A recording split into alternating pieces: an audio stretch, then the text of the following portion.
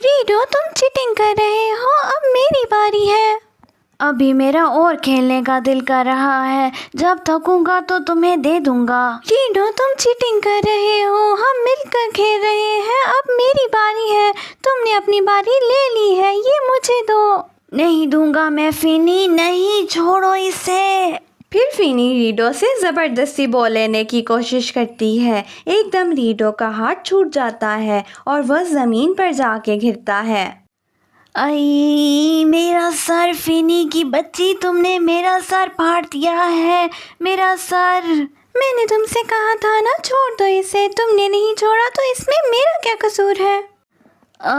मैं तुम्हें छोड़ूंगा नहीं, मैं जाकर अपनी मॉम को बताऊंगा और वो तुम्हें सबक सिखाएंगी फिनी। फिर रीडो घर चला जाता है और जाकर अपनी मॉम को सब बताता है। मॉम, उस विनी की बच्ची ने मुझे धक्का दिया और मैं जाकर ज़मीन पर गिर गया और मेरा सर पे चोट लग गई। मॉम, किसमें इतनी जरूरत के वो मेरे बच्चे को हाथ लगाए? मैं इस विनी के बच्चे को भी जाकर सबक सिखाती हूँ, चल मेरे साथ रीडो। फिर गोलू रीडो को लेकर फिनी के घर जाती है। फिनी की बच्ची, तुझे क्या लगा तू मेरे बेटे को सर फाड़ देगी और तुझे कोई कुछ कहेगा नहीं? क्या रीडो अकेला है जो तू इसके साथ ऐसा सलूक करेगी? मैं तुझे इसकी सजा दूंगी। गोलू, ये तुम क्या कह रही हो? बच्चे खेल रहे थे, अगर खेल में उन्हें चोट लगी तो इसमें लड़ाई की क्या बात है? वाह रूनो वाह, तुम्हारी बेटी पे क्या बात आई? तुमने सारा इल्जाम खेल पर डाल दिया। तुम्हारी बेटी ने मेरे बेटे रीडो को धक्का दिया है, जिसकी वजह से मेरे बेटे का सर पे चोट लग गई है।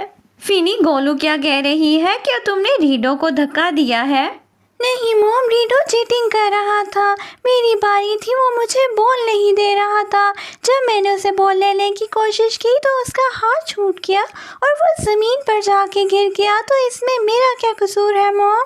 फिनी, तुम झूठ क्यों बोल रही हो? तुमने मुझे धक्का दिया था, जिसकी वजह से मैं ज़मीन पर गिर गया था। देखो रूनो, तुम्हारी बेटी झूठ बोल रही है, इसने मेरे बेटे को धक्का दिया था।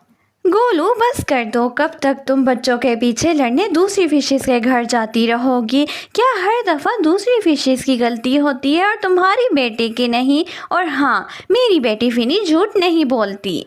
तुम लोग झूठे, तुम्हारी बेटी झूठी। मैं जानती हूँ मेरा बेटा गलत नहीं हो सकता, क्योंकि वो मेरा बेटा है गोलू का। बस कर दो गोलू, अगर इसी तरह तुम अपने बेटे की झूठी बातों पर यकीन करती रही और दूसरी फिशेस के घर जाकर लड़ती रही तो तुम्हारा बेटा खराब हो जाएगा और फिर तुम पछताओगी। तुम सब लोग मेरे बेटे और मुझसे जेलस होते हो। तुम लोग खराब होंगे, तुम्हारे बच्चे खराब होंगे। खबरदार जो मेरे बेटे को कुछ कहा। रीडो का बस यही काम था, वो दूसरी फिशेस से लड़ता और जाकर अपनी मॉम को शिकायतें लगाता और उसकी मॉम जाकर सभी फिशेस से लड़ते। सब तंग आ गए थे उनकी इन हरकतों से। रीडो को पता चल गया था वो जो भी करेगा उसकी मॉम उसे कभी गलत नहीं समझेगी। फिर कुछ दिन इसी तरह गुजर जाते हैं। रीडो हर गलत काम करना शुरू हो जाता है। वो चोरियाँ करता, लोगों को तंग करता था। तुम लोगों ने रीडो को देखा है? 2 दिन हो गए हैं वो घर ही नहीं आया, मैं बहुत परेशान हूँ। नहीं गोलू, मैंने रीडो को नहीं देखा, मैं तुम्हें इसी वजह से मना करती थी रीडो का हर गलत बात में साथ मत दो। देखो अब वो किसी से नहीं डरता। मैं जानती हूँ मैंने गलती की है रूनो, लेकिन अब मैं क्या करूँ? रीडो तो मेरी भी नहीं सुनता। हमें उसे हर चीज़ की सज़ा देनी होगी ताकि उसे इस बात का एहसास हो जाए कि वो गलत है। फिर सब मिलकर रीडो को सज़ा देते हैं। कुछ फिशेस रीडो को लेकर आती हैं और उसे एक पिंजरे में बंद कर देती हैं।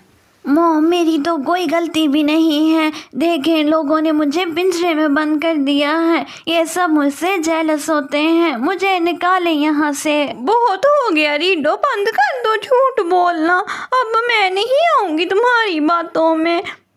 मैं नहीं जानती थी कि तुम इतने बिगड़ जाओगे, तुम्हें तुम्हारी गलतियों की सज़ा मिलेगी, ना मैं तुम्हें बचाऊंगी ना कोई और। फिर कुछ दिन इसी तरह गुजर जाते हैं। रीडो पिंजरे में बंद रहता है, उसे खाने में उबले मशरूम देते हैं। उसे इस बात का एहसास हो जाता है कि किसी का सुकून और चोरी करना कितनी बुरी बात है।